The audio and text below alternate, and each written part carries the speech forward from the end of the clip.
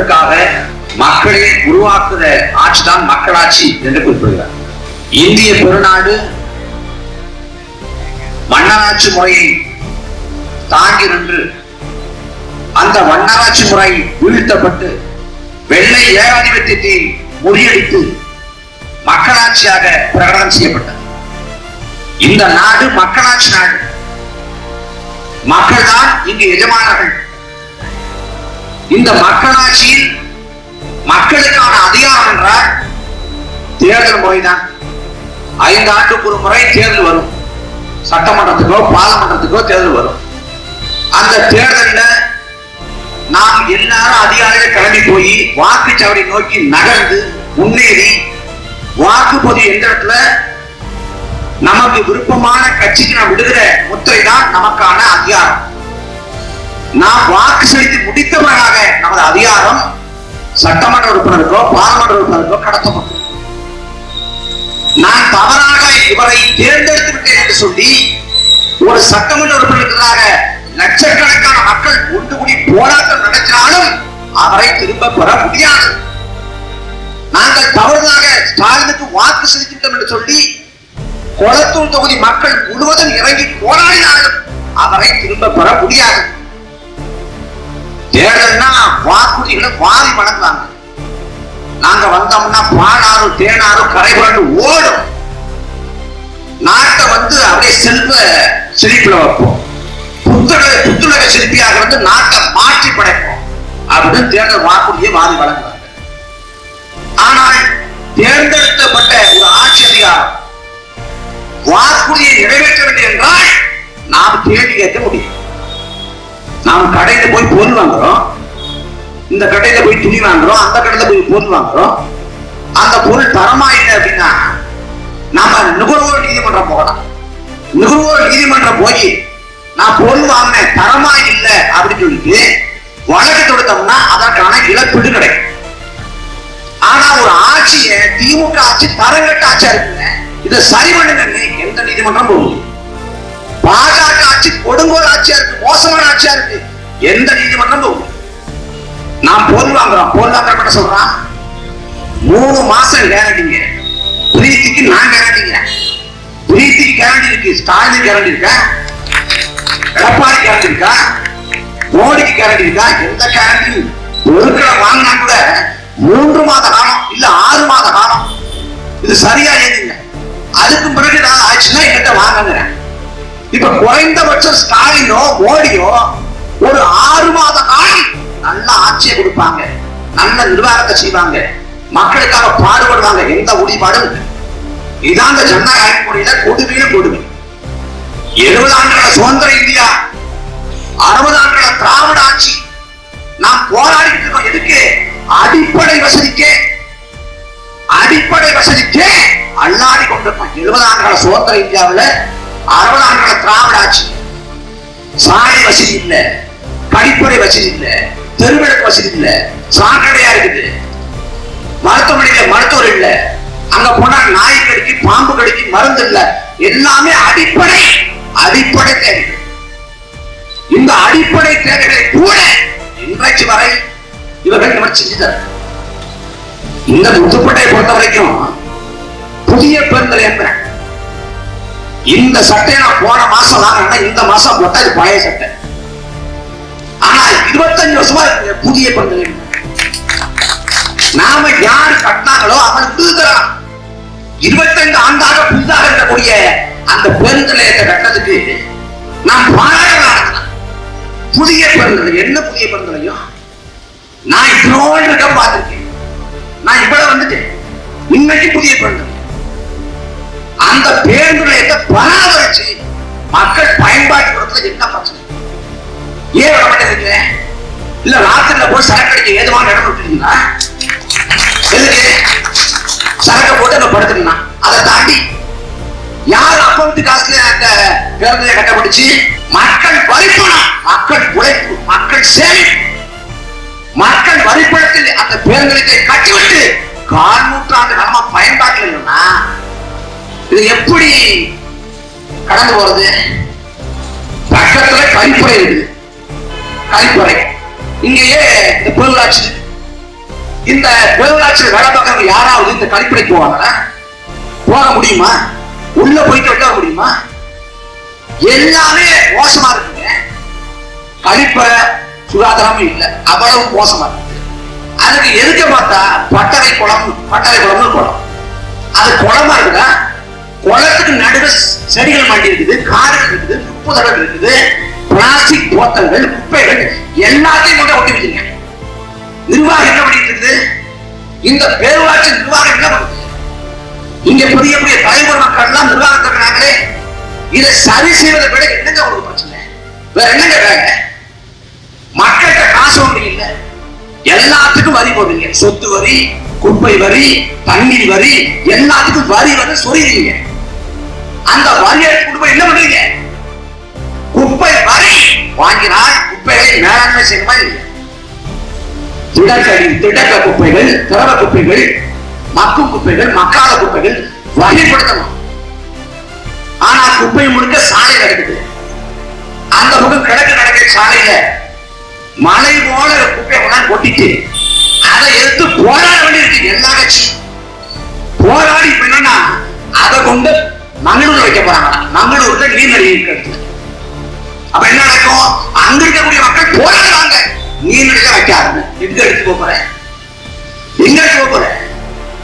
அப்ப நிர்வாகங்கள் துளி கூட இல்லை. தடுப்பணை கட்டணம் போராடும். உண்மையிலே தடுப்பணை பேர் வச்சது சால பொருத்தமானது. ஏன்னா அணைய வரலாம் தடுக்கலாம் இல்லை, அதான் தடுப்பணை. தம்பிக்கோட்டை பாம்பனி ஆற்றுல தடுப்பணை வேணும், போராடுறாங்க. இன்னைக்கு கிடைக்கல. மறைக்காய் கோயாறு எங்க ஊர் இடுமானம் பக்கம், அங்க ஆத்துக்குள்ள வந்து அதிகப்படியான ஆக்கிரமிப்பு இருக்குது. இந்த செடிகள் எல்லாமே அதை வந்து அப்புறப்படுத்த ஆள் இருக்குது. கோரையாறு இருக்குது, கோரையாறு அப்படித்தான் எல்லா ஆளும் அப்படித்தான். அம்பிக்கோட்டையில வந்து விபத்து ஏற்பட்டு அரசர்களுக்கு வந்து நெருக்கடி கொடுத்த விளைவாக ஆளுக்கு காயப்பட்டவர்கள் 1 லட்சம் ரூபாய் நிவாரணம் வச்சிருக்கு. இன்னைக்கு வரைக்கும் காயப்பட்டவனுக்கு 1 லட்சம் ரூபாய் காசு வரல. யார் இடையில பறிச்சது? அரசே கொடுக்கலையா? இல்ல கொடுத்ததை எவனா தடுத்து எந்த அதிகாரியாவது வாய்ப்புல போட்டானா? எங்க போச்சது காசு? தம்பிக்கோட்டையில அவங்க தடுப்பணை கேட்கறாங்க, கிடைக்கல. அங்க வந்து பாதிக்கப்பட்டிருக்கிறாங்க விபத்துல, அவங்களுக்கும் உரிய நிவாரணம் இன்னைக்கு வரைக்கும் போச்சு. எப்படிப்பட்ட நிர்வாகம் பாருங்க. இந்த நிலைமை தமிழ்நாட்டில் இருக்குது. தமிழ்நாட்டில் முத்துப்பட்டுல இருக்குது இல்ல, தமிழ்நாடு முழுக்க இதுதான் நிலைமை. ஒரு ஊர் ஒழுங்காக எல்லா ஊர்லயும் அவ்வளவு மோசமான நிர்வாகம். ஆனா இந்த நிலையத்துக்கு தான் தமிழ்நாட்டின் முதலமைச்சர் ஸ்டாலின் சொல்றாங்க, எந்த பொம்பனும் குறை சொல்ல முடியாத ஆட்சி. இந்த ஆட்சியை குறை சொல்ல எதுக்கு பொம்பன் வரணும்? நோஞ்சாலே போதும். மானங்கட்ட கேடு கட்ட வெக்கங்கட்ட ஆட்சி. ஆட்சியை குறை சொல்லக்கூடாது. குறை சொன்னா நாங்க வழக்க போட்டுருவோம். நாங்க போட்டுட்டு சும்மா இருக்க மாட்டோம். என்ன இந்த ஆட்சி? அதிமுக ஆட்சி, எடப்பாடி பழனிசாமி ஆட்சி, ஜெயலலிதாமையார் ஆட்சி, அவங்க 10 ஆண்டுகள் ஆட்சி. அந்த 10 ஆண்டுகள் ஆட்சியோட கொடுமை தானால்தான் திமுகவுக்கு மக்கள் ஓட்ட போட்டாங்க 2021. அதுவும் ஐயா ஸ்டாலின் சொன்னாங்க, ஸ்டாலின் தான் வராரு, விடிய தர போறாருன்னா எந்த விடியலை மக்களுக்கு கொடுத்தார்கள்? 2 பேரும் திராவிட கட்சி, திமுக, அதிமுக மாறி மாறி ஆடு. மக்களுக்கு எந்த நன்மையும். நாம இங்க பேசிக் கொண்டிருக்கோம் குப்பை மேலாண்மை. அதே போல நீர் மேலாண்மை. தமிழர்கள் நீர் மேலாண்மையில வந்து சிறந்து வாங்கியிருக்காங்க. பழந்தமிழ இலக்கியங்கள், காப்பியங்கள் சொல்லுது. சேர சோழ பாண்டிய மன்னர்கள் ஆண்டார்கள் இந்த நாட்டை. அன்னைக்கு சேசிப்பு இல்ல, கிட்டாச்சு இல்ல, டிராக்டர் இல்ல, புகழை இல்ல, லாரி இல்ல, கனரக வாகனங்கள் இல்ல, கனரக எந்திரங்கள் இல்ல. அன்னைக்கு இருந்ததெல்லாம் மண்வெட்டி கடப்பாறை மட்டும்தான். மண்வெட்டி கடப்பாறை வைத்து ஏரிகளை வெட்டினா, குளங்களை வெட்டினா, கண்மாய் வெட்டினா, வாய்க்கால் வெட்டினா, தாங்கள் வெட்டினா, ஏந்தல் வெட்டினா, நீர்நிலை வெட்டினா, வெட்டி அதை நீரை சேமிச்சான், பராமரிச்சான், மக்களின் நீர் தேவைக்கு கொடுத்தான், பாசனத்துக்கு கொடுத்தான், எல்லாத்தையும் சாத்தியப்படுத்தான். மன்னன் மன்னராட்சி காலத்துல மதுராந்தகம் ஏரியை கட்டியவன் ஒரு மாமன்னை, ஒரு மண்ணை. வீராணம் ஏரியை கட்டியவன் மன்னன். மன்னராட்சி காலத்தில் நீரை சரியாக சேமித்தார்கள். அன்னைக்கு புலவர்கள் பாரா, மன்னா அறம் பொருள் இன்பம் என்ற 3ஐயும் பெற வேண்டும் என்றால் நீ நீரை சேமி என்று சொல்ற. அதே போல நீரை சேமித்து கொடுத்தவர் மன்னர். ஆனா இன்னைக்கு நீரை சேமிக்கிறானா? யோசிச்சு பாருங்க.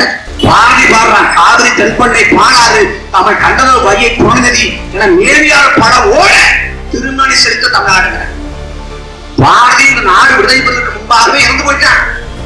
அடிமை நாட்டுல பாடுறான், அடிமை நாட்டுல வெள்ளக்கார நாட்டுல இந்த நாடு செல்வம் கொழுக்கு நாடாக இருந்தது. ஆனா இன்னைக்கு தமிழ்நாட்டுல தண்ணீர் தட்டுப்பாடு, தண்ணீர் பற்றாக்குறை, தண்ணீருக்காக மக்களை அடித்துக் கொள்ள வேண்டிய நிலை இருக்க. அன்பான மக்களே, நீங்க சிந்திச்சு பாருங்க. தமிழ்நாட்டுல வறட்சியான மாவட்டம் எதுன்னு கேட்டீங்கன்னா உடனடியா எல்லாத்தையும் பதில் வரும். ராமநாதபுரம், சிவகங்கை, விருதுநகர். இந்த ராமநாதபுரத்துல, சிவகங்கையில, விருதுநகர்ல பெய்யக்கூடிய மழையில ஒரு விழுக்காடு பெறாத Dubai, Qatar, Oman, Saudi Arabia இந்த நாடுகள்லாம் தண்ணீர் விட்டுருச்சு. நம்ம ஊர்ல மழை காலம் காலம் இருக்குது, மழை பொழியும். ஆனா துபாயில மழைக்காலம் காலமே இல்லை. சவுதி அரேபியாவில் ஆறே இல்லை. ஆறே இல்லாத சவுதி அரேபியாவில தண்ணி தட்டுப்பாடு இல்லை. தண்ணிக்காக மக்கள் போராடல, வீட்டுல குடத்தை வைத்துக் கொண்டு யாரும் அகப்படல. அப்ப எப்படி சாத்தியம்? இத்துறைக்கு அங்க ஆள்வது மக்களால் தேர்வு செய்யப்பட்ட ஆட்சியாளர்கள், மன்னனாக மன்னன். அங்க கட்சி கிடையாது, அரசியல் கிடையாது, எதுவுமே கிடையாது. ஓட்டு போற ஜனநாயக முறை கிடையாது, மன்னன் தான். அந்த மன்னராட்சி காலத்துல பாலைவன நாடாக இருக்கக்கூடிய துபாயில தண்ணீர் தட்டுப்பாடு இல்லை. இன்றைக்கு வரை யாராவது சந்தேகப்பட்டா துபாயில தண்ணி தட்டுப்பாடு இருக்காங்க. அங்க என்ன மழை வளம் இல்லை. அப்ப என்ன பண்றான்? கடல் வளம், கடல் தண்ணியை சுத்திகரிச்சு தன் மக்களுக்கு தேவை கொடுக்குற அங்க நடக்குது. ஆனா தமிழ்நாட்டுல கடல் வளம் இருக்கு, மழை நீர் வளம் இருக்கு. அன்பான மக்களே, ஒட்டுமொத்த பூமி பந்து பாருங்க. இந்த பூமி பந்துல சராசரியாக ஆண்டு ஒன்றுக்கு 800 மில்லிமீட்டர் மழை பொழியுது. இந்த பூமி பந்து முழுமைக்கும் சராசரியாக ஆண்டு ஒன்றுக்கு 800 மில்லிமீட்டர். ஆனால் தமிழ்நாட்டின் சராசரி மழைப்பொழிவு ஆண்டு ஒன்றுக்கு 950 மில்லிமீட்டர். உலகத்தின் சராசரி மழைப்பொழிவை விட தமிழ்நாட்டின் சராசரி மழைப்பொழிவு அதிகம். அந்த மழைநீரை இங்க ஏரிகள், குளங்கள் தண்ணி என்று சேமிச்சிருந்தாலே முப்போக விவசாயம் செய்ய முடியும், மக்களின் பாசன தேவையை நிவர்த்தி செய்ய முடியும். ஆனா அந்த நோக்கமோ அந்த அக்கறை இல்லை. நாம காவிரியில தண்ணி கட்டு போராடணும். எப்ப? 30 ஆண்டுகளுக்கு மேலாக, குறைஞ்சபட்சம் 30 ஆண்டுகளுக்கு மேல. என்னை போன்ற பிறப்பதற்கு முன்பிருந்தே காவிரி உரிமைக்காக போராட்டம். ஆனா மத்திய காங்கிரஸ் ஆண்டாலும் சரி, பாஜக ஆண்டாலும் சரி, மாநிலத்தை திமுக ஆண்டாலும் சரி, அதிமுக ஆண்டாலும் சரி, யார் ஆண்டாலும் சரி, ஒருபோது காவிரியில தண்ணி தர மாட்டான். காவிரியில தண்ணி கட்டி நீ போனா கர்நாடகில் வாழக்கூடிய தமிழனை துரத்தி அடிப்பான். தமிழன் மனித வடாகளை சூறையாடுவான். தமிழன் வீடுகளை தீக்கிரையாடுவான். தமிழ் பெண்களை மாணவர்கள் வளர்ப்பான். நடந்து கொண்டிருக்காங்க. அங்க காவிரி சிக்கல் அப்படின்னு எங்க ஐயா சொன்னது போல எல்லா கட்சியும் ஒரே பக்கம் நிக்குது. நம்ம ஊர்ல காவிரி டெல்டா மாவட்டம்னா தஞ்சாவூர், திருவாரூர், நாகப்பட்டினம்னு 3 மாவட்டத்தை போய்க்கிறோம். அதே போல கர்நாடகத்தின் காவிரி டெல்டா மாவட்டம் இருக்கு. மாண்டியா, மைசூரு, ஹாசன், பெங்களூர்னு இதுதான் காவிரி டெல்டா மாவட்டம். ஆனா காவிரி சிக்கல் அட்டு வந்தால் அந்த 4-5 மாவட்டங்கள் மட்டும் போராட்டம் நடக்கிறது இல்ல, ஒட்டுமொத்த கர்நாடக பற்றி எரிகிறது. காவிரி எங்கள் உரிமை. ஆனா தமிழ்நாட்டுல காவிரினா தஞ்சாவூர், திருவாரூர், நாகப்பட்டினம் 3 மாவட்டம் தான் போறாங்க. அப்ப என்ன? ஒட்டுமொத்த தேசியத்தின் பிரச்சனை ஒரு 3 மாவட்ட பிரச்சனையாக குறுகி போன. அதன் விளைவாக காவிரி தண்ணி கட்டு போராடிக்கொண்டே இருக்கு. ஒரு பக்கம் காவிரியில தண்ணி தர மாட்டேங்கிறான், அந்த பக்கம் பேசிட்டு இருக்கோம். இந்த பக்கம் காவிரி ஆற்றி துணையாறு, நொய்யல், அமராவதி, பவானி இதெல்லாம் காவிரி ஆற்றோட துணையாறு, உபாறு. இந்த நொய்யல் என்ற இருக்கு, பவானி என்ற இருக்கு, அமராவதி என்ற இருக்கு. எல்லா ஆறுகளும் அழுவி விளிம்பி செத்து கொண்டிருக்க. தமிழ்நாட்டில் மணக்கொள்ளை அடிக்காத ஒரு ஆறு உண்டா? ஒரே ஒரு ஆறு. 32 ஆறு மணல் கொள்ளை, மண்ணை கொள்ளையடித்து கொண்டு போய் கேரளாவுக்கு, ஆந்திராவுக்கு, கர்நாடகாவுக்கு, துபாய் போன்ற அரபு தேசங்களுக்கு இந்த மண் வளத்தை வைக்கிறாங்க. யார் தடுத்தா? யார் கேட்டா? அதிமுக ஆட்சி காலத்த சட்டம் ஒழுங்கு சரியில்லை, திமுக போராடும். திமுக ஆட்சி காலத்துல சட்டம் ஒழுங்கு சரியில்லை, அதிமுக போராட்டம். ஆனா என்றைக்காவது திமுகவோ அதிமுகவோ அதிமுக ஆட்சி காலத்துல மனக்கொள்ளை நடக்கிறது என்று போராடினா, திமுக ஆட்சியில மனக்கொள்ளை இருக்கிறது என்று அதிமுக போராடினா போராட மாட்டான், ஒரு நாள் மாட்டான். ஏன்னா இந்த மண்ணை கொள்ளையடித்தால், இந்த நீர்வள பறிப்புனால் அவனுக்கு எந்த கவலையும், அவனுக்கு எல்லாரும் ஒரு ஓட்டு. இன்னைக்கு ஓட்டும் இல்லை, 2000 நோட்டு எடுத்து நிறுத்திமா வாங்கிட்டு ஓட்ட போட்ட. நீ ஒரு குத்து காசை வாங்கிட்டு அவன் 5 வருஷம் வச்சு குத்து என்ன பண்ணுவ? ஓட்ட போன மாரியாத்தால் மேடம் ஏறாத்தார கதைய நீ திமுகவுக்கு அதிமுக ஓட்ட போட்டு நாட்டை நாசம் பண்ணிட்டு அப்புறம் போராட்டம் நடத்தணும்னா என்ன பயன் இருக்கு? நபிகள் நாயகம் சொல்றாங்க, லஞ்சம் கொடுப்போர் மீது வாங்குவோர் மீது விரைவில் சாபம் உண்டாகுது. அதைதான் சொல்றாரு. ஒரு காலம் வரும், அந்த காலத்திலே நேர்மையோடு வாழ்ந்திருப்பதே நெருப்பு துண்டுகளை கையில் வைத்திருப்பதற்கு ஒப்பாகிறது. உன்னால நேர்மையாக வாழ முடியாது என்று சொல்ற. அவர் சொன்ன காலம் நாம் வாழ்ந்து கொண்டிருக்கிற இந்த காலம் தான், தற்காலம் தான். நேர்மையாக உன்னால வாழவே முடியாது. ஒருத்தன் நேர்மையா உண்மையா இருக்காங்க, அவன் அந்த மக்கள் பேசினான், தானும் படுக்க மாட்டான், தள்ளியும் படுக்க மாட்டான். செந்தில் பாலாஜி மாதிரி ஒருத்தன் ஊரை வச்சு உழைக்க போடுவான், மகராசன் என்னமா வாழ்றாங்க, வாழ்ந்தா இளமை வாழ்ந்து. யார் சொல்றா? எந்த மக்களுக்கு நேர்மையை உண்மையா உழைக்கிறோமோ அந்த மக்கள் இழந்துச்சுன்னா கேள்வி. அப்ப இந்த சமூகம் குற்ற சமூகமாக மாறிவிட்டது. ஒரு நாட்டில் பிரதமர் சரியில்லை, அந்த நாட்டு சரி முடியல. முதலமைச்சர் சரியில்லை, அந்த நாட்டு சரி முடியல. அதிகாரிகள் சரியில்லை, நாட்டு சரி முடியல. அமைச்சர் சரியில்லை, நாட்டு சரி முடியல. ஆனா மக்கள் சரியில்லை என்றால் எது ஒன்றும் செய்ய முடியாது. அருகாமையில கேரளா இருக்கிறது. கேரளாவில் வாக்குக்கு காசு ஒருத்தன் போனான்னா துரத்தி அடிக்கணும். ஆனா தமிழ்நாட்டுல 2021 நாமக்கல்ல மக்கள் போராட்டம் பண்றான். சாலையை இறங்கி பேருந்த மறிச்சு பக்க தெருவுக்கு அதிமுக காசு கொடுத்துச்சு, எங்க தெருவுக்கு காசு வரல, காசை வாங்கி கொடுத்து அந்த பக்கம் ஆர்கனல டோக்கன் கொடுத்தாங்க, காசு வரல, அங்க போராட்டம். அப்ப இவ்வளவு பெரிய புரட்சிகரமான போராட்டம்.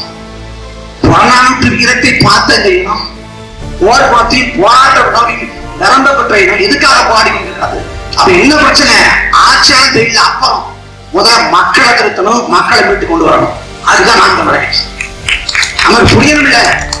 இப்ப இதுல சாலையில குப்பையை போட்டாங்க, இங்க தம்பிக்கோட்டையில தடுப்பணை வரல, அப்புறம் விவசாயிகளுக்கு எந்த இதுவும் பண்ணல, அங்க காயப்பட்டாங்க, நிவாரணம் வரல. கேட்கறோம் இல்ல, நான் கேட்கிறேன், இந்த திமுகவுக்கும் அதிமுகவுக்கும் வாக்கை கொடுத்து அதிகாரப்படுத்தியா? நாம் தான் போறோம். உதயசனுக்கே போட்டு பழக்கமாயிடுச்சு. பக்கா திமுக என்னடி பக்கா திமுக? கருணாநிதி மூத்த மகன் அழகிய திமுக ரத்தனைக்கே போட்டு பழக்கமாயிடுச்சு. நான் பக்கா அதிமுக. ஜெயலலிதாவுடன் உற்ற துணை சசிகலாவே அதிமுக இல்லை. ஆனா திமுகவே போடணும், அதிமுக போடணும். எதுக்காக போடுறேன்? ரத்தனைக்கு உதயசனுக்கு இந்த காரணத்துக்காக ஓட்டு போடுறேன். யாராவது சொல்லு. திமுக அதிமுக தேர்ந்தெடுக்கப்படுறேன், மக்களுக்கு சேவையாற்றுவான், உண்மையா உழைப்பான், நேர்மையா இருப்பான், உண்மையா இருப்பான். யாராவது ஒருவர் சொல்லு. ஆனாலும் ஓட்டப்படுவோம். எவ்வளவு பெரிய கேள்வி வரும். நாட்டில் எவ்வளவு சிக்கல். ஆனா இந்த சிக்கலை விட்டு வேற ஒன்று பேசிருக்கிறேன். மக்களை மலைமாற்றான். அன்பான சொந்தங்களே, நான் எப்படிப்பட்ட ஆட்சியாளர் பற்றி பாருங்க. அதுவும் ஐயா ஸ்டாலினோட அறிவு கூர்மை இருக்கு பாருங்க. நான் சொல்லி விளக்க வேண்டியது. ஐயா ஸ்டாலின் அன்றைய திருமணத்துக்கு ஒரு வீட்டுக்கு போற பாதிக்கப்பட்ட குடும்பத்தை பார்க்கறதுக்கு ஐயா ஸ்டாலின் வீட்டுக்கு போறாங்க. உட்கார்ந்துருக்காரு ஒருத்தரோட. அங்க ஒரு பெண்ணு வர்றாங்க. இது யாரு? சாப்பிடுறாரு. இல்ல ஒய்ஃபு அப்படின்னு. அடுத்த நினைக்கிறாரு, கல்யாணம் ஆயிடுச்சாங்க. உலகம் முழுக்க கல்யாணம் பண்ணதான் ஒய்ஃபு. எப்படிப்பட்ட தலைவர்? 2021 கூத்து கொண்டாரு. மக்கள்கிட்ட குறை கட்டிருக்காரு. குறை கட்டுறப்ப ஒருத்த மனைவி கொடுத்துட்டான். மனைவி கொடுக்குறப்ப அவன் பேரை சொல்லி, மாடசாமி நம்ம பேர் நினைக்கிறேன், அந்த பேரை சொல்லி என் கறவை மாட்டை காணுங்க, இந்த கறவை மாட்டை காணும் என்று புகார் கொடுத்துட்ட சகோதரிக்கு நாங்க தீர்த்தருவோம். அவன் தெளிவா ஆம்பளை சொல்றேன். ஆனாலும் சகோதரிக்கு அப்படிப்பட்ட ஆட்சியாளர் குடும்பம். அதிமுக ஆட்சியாளத்தை என்ன நடந்துச்சோ அதுவெல்லாம் திமுகவின் ஆட்சியாளத்தில் நடந்து கொண்டிருக்கிறது. அன்றைக்கு நாம் போராடணும், கதாமுகத்தில் நெடுவாசல போராடணும். மீட்டர் எடுக்கக்கூடாது, ஹைட்ரோ எடுக்கக்கூடாது, எங்கள் விளைநிலங்களை பறிக்க கூடாது, நாம் போராட்டம். அன்றைக்கு ஸ்டாலின் சொன்னாங்க விவசாயி பக்கம் நியாயம் இருக்கு, விவசாயி பக்கம் இருக்கு. ஆனா இன்றைக்கு திமுக ஆட்சி காலத்திலே மக்கள் போராடுறாங்க, அதே விவசாய போராடுறாங்க. 8 வழிச்சாலை திட்டம் வேண்டாம், எங்கள் விளைநிலங்களை பறிக்க வேண்டும் போராட்டம். அதே போல பரந்தூர்ல விமான நிலையம் அமைக்க வேண்டாம், எங்கள் கிராமத்தை அழிக்க வேண்டாம் போராடுறாங்க. ஆனா எந்த போராட்டத்துக்கும் மதிப்பிடுகிறது, எதுக்கும் ஒன்னே ஒண்ணு வச்சிருக்கேன், பாஜக வீழ்த்தணும்னா நாங்க தான் வரணும். அன்பான சொந்தங்களே, இந்தியா முழுக்க பாஜக வந்ததுக்கு காரணமே இந்த கேள்வி கட்டத்தின் காரணம். நான் யாரோடு வேண்டுமானும் பேச தயாரிக்கிறேன். நான் பல இடங்களில் பதிவிட்டேன். நாம் தமிழர் கட்சியை பாஜக பீட்டிங்களா, நான் திமுக அத்தனை பேருக்கும் ஜனம் எடுத்துட்டேன். தொலைக்காட்சியில நிறைய பாதிப்போம், இல்ல இதே போல மக்கள் மன்றத்தில் பாதிப்போம். யார் பாஜகவை ஆதரித்து கொண்டிருப்பது, யார் பாஜகவுக்கு அடிப்படையான வேலை செய்து கொண்டிருப்பது விவாதிப்பேன். ஒருத்தவர்களே பாஜகவை இந்தியா முழுக்க வளர்த்து விட்டதே திமுக தான். எப்படி நான் சொல்றேன், நல்லக்கண் ஐயாவை தோற்கடிச்சு சிபி ராதாகிருஷ்ணன் ஒரு RS காரனை வெள்ள வச்சது இதே திமுக. 2000 தொடக்கத்துல ஹெச் ராஜாவை முதல் முறையாக சட்டமன்றத்தில் அழைத்து போனது இதே திமுக. வாஜ்பாயோட முதல் ஆட்சி காலம், அந்த ஆட்சி காலம் 13 நாள்ல கவிழ்ந்தது அரசியல் இல்லாம. பிறகு 13 மாசம் வரைக்கும் ஜெயலலிதாவோட ஆதரவை தாக்கு பிடிக்குது. 13 மாசம் கழிச்சு ஜெயலலிதா வாபஸ் வாங்குறாங்க ஆதரவு. ஆட்சி கவிழ்ந்தது. அன்னைக்கு கவிழ்ந்த போது பாஜகவோட கூட்டணி வச்சு ரைட் பர்சன் ராங் பார்ட்டியின் வாஜ்பாயை கொண்டாடி 5 ஆண்டு காலம் வாஜ்பாயின் கரங்கள்ல அதிகாரத்தை கொடுத்தது திமுக. 5 ஆண்டு காலம் முழுசா 20 மாதத்தை நிறைவு செய்ய முடியாம பாஜக தடுமாறி கொண்டிருந்த போது 99 தொடங்கி 2004 வரை பாஜகவை அதிகாரத்தில் அமர்த்தது திமுக. 2002 குஜராத்ல 3000 மேற்பட்ட இஸ்லாமிய மக்களை உள்ள துடிக்க நரேந்திர மோடி கொண்டளித்த போது, எந்த நரேந்திர மோடி இஸ்லாமிய மக்களை கொண்டளித்தாரோ அந்த மோடியின் கரத்தை குளிக்கிறது இந்த திமுக. நீ இல்லன்னு மறுத்து ஊர்ல கூட்டம் போட்டு பேசு, மறுத்து பேசு.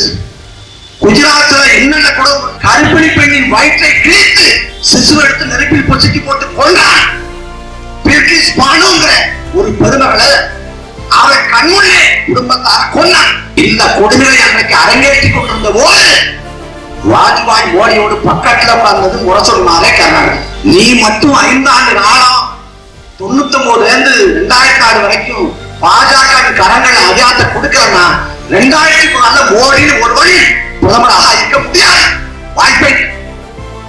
பாஜக வளர்வதற்கு அடித்தளம் விட்டதே இந்த திமுக.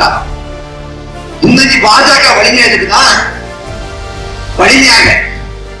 அன்பான மக்களே, திமுகவோட பழக்கம்னா லெப்ட் கையை காட்டுவான், ரைட்ல இண்டிகேட்டர் போடுவான், ஸ்ட்ரைட்டா போடுவான், உலக கடிக்க முடியும்.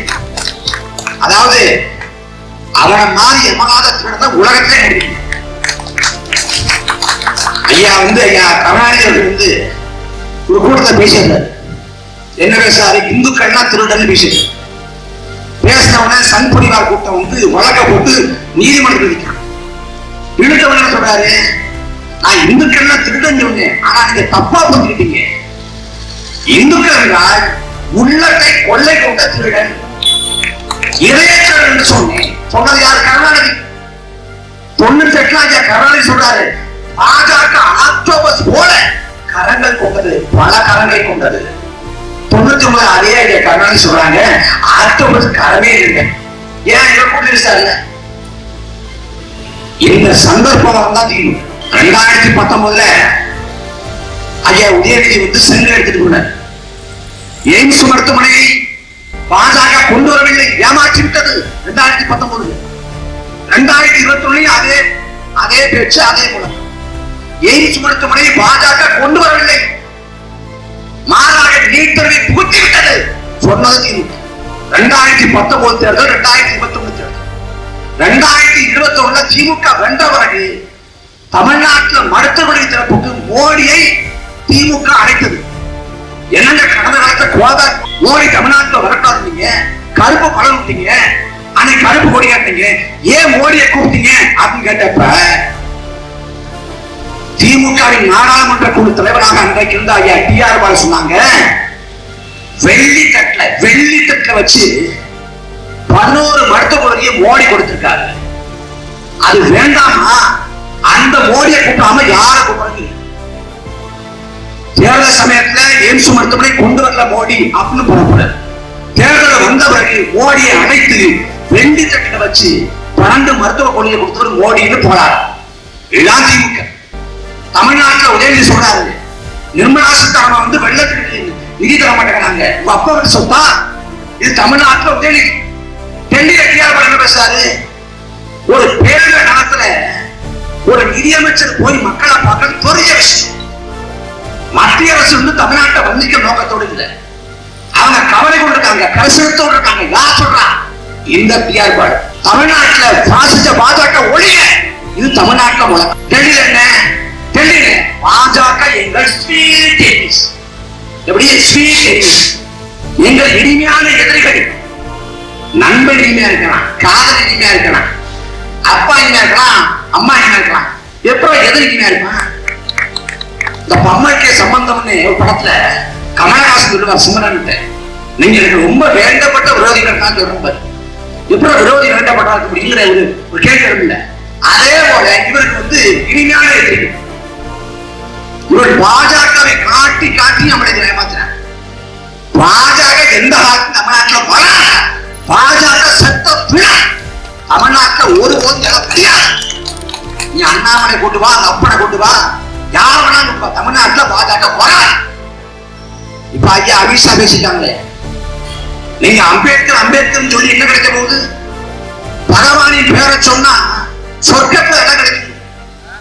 சரிங்க, பகவான் பேரை சொன்னா சொர்க்கத்துல இடம் கிடைக்கும். சரி, நாங்க 10 ஆண்டு இருக்கிற நரகத்தை விடுபட எந்த பகவான் பேரை சொல்றது? எந்த பகவான் பேரை சொல்றது? கடந்த காலத்துல வந்து ராம ஜெய் ஸ்ரீராம், இன்னைக்கு எந்த பாஜக ஜெய் ஸ்ரீராம் சொல்றாங்க? ஏன்னா ராமர் பாஜக கைவிட்டு விட்டார், பாஜக ராமரை கைவிட்டு விட்டார், திரைக்கப்படுச்சு. அவ்வளவுதான். ஏன்னா 4 நூற்றாண்டு அரசு ராமர் கோயில் கட்டணும், ராமர் கோயில் கட்டணும், கட்டி ராமர் கோயில் கட்டினா அங்க ஒழுகுது. இந்த லட்சம் இருக்கு ஒரு பக்கம். ராமர் கோயில் இருக்கக்கூடிய அயோத்தியை உள்ளடக்கிய பைசாபாத் பாராளுமன்ற தொகுதியில பாஜக தோற்று போனது. நீ எந்த ராமரை வைத்து 4 நூற்றாண்டு அரசு பண்ணியோ அதே ராமர் கோயில் இடத்துல தோத்து போன பாஜக. தோத்து போன ஒண்ணு ஜெய் ஸ்ரீராம் சொல்லுவேன், இப்ப கிடைச்ச கணக்கு ஜெய் ஜெகநாதன் தான். ஒரிசாவில் பேசுறவோ ஜெய் ஜெகநாதன். அவனுக்கு வந்து எப்படி பாம்புங்கிற ஊருக்கு போனா நடுத்துட்டு எனக்கு பாம்புமா பாஜக. தமிழ்நாட்டில் பிள்ளையார பேசுவான், இங்கேயும் பிள்ளையார பேசுவான், இங்கேயும் பிள்ளையார பேசுவான். ஒரு சேரி இருக்கும், ஒரு காதி இருக்கும், அந்த சேரிக்குள்ள காதிக்குள்ள பிள்ளையார் சிலையை கொண்டு வா அப்படின்னு நம்ம கேட்போம், வராது. சேரிக்குள்ள காதிக்குள்ள எங்கள் ஆதிக்குள் இருக்கக்கூடிய மக்கள் இருக்கக்கூடிய இடத்துல இந்த பிள்ளையார் சிலை போக. ஆனா எங்க மசூதி இருக்கோ, எங்க தேவாலயம் இருக்கோ அங்க போகும். சாமனோட பள்ளிவாசல் அங்க போகும், தர்காவா அங்க போகும். 5 ரூபா முறுக்கு பள்ளிவாசல் இருக்கு, 5 ரூபா முறுக்கு தேவாலயத்தில் இருக்கு. ஒரு மத பூசல மத சண்டையை உருவாக்கி, மத சண்டையை உருவாக்கி மக்களை இந்து இஸ்லாம் என்று பிரித்து அதன் மூலமாக வாக்கு வேட்டையாடு. இதுதான் பாஜக. நீ என்ன நீ இந்து இஸ்லாம் பிரிச்சுட்டு இருக்க?